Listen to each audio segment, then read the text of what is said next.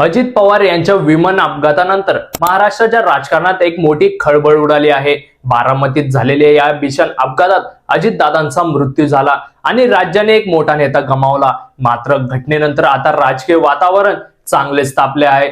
विरोधकांकडून या अपघातावर अनेक प्रश्न उपस्थित केले जात आहेत। एनसीपी शरदचंद्र पवार गटाचे आमदार रोहित पवार यांनी या प्रकरणात सखोल चौकशीची मागणी करत संभाव्य साजिशेची शक्यता व्यक्त केली आहे।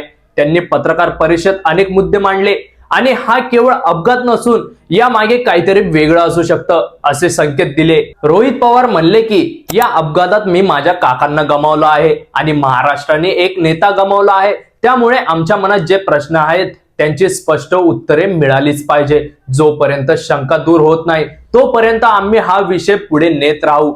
त्यांनी सोशल मीडियावर पोस्ट करत सांगितलं की अजितदादांच्या विमान अपघाताबाबत त्यांनी सविस्तर सादरीकरण तयार केले आहे।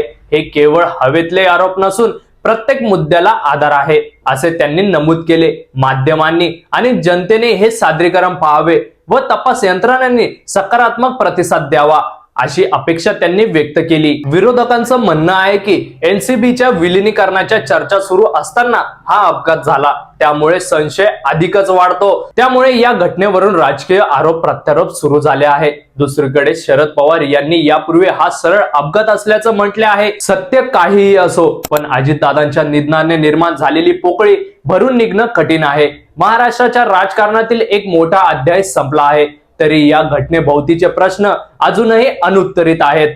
अशाच नवनवीन व्हिडिओसाठी आत्ताच आमचं चॅनल सबस्क्राईब करा।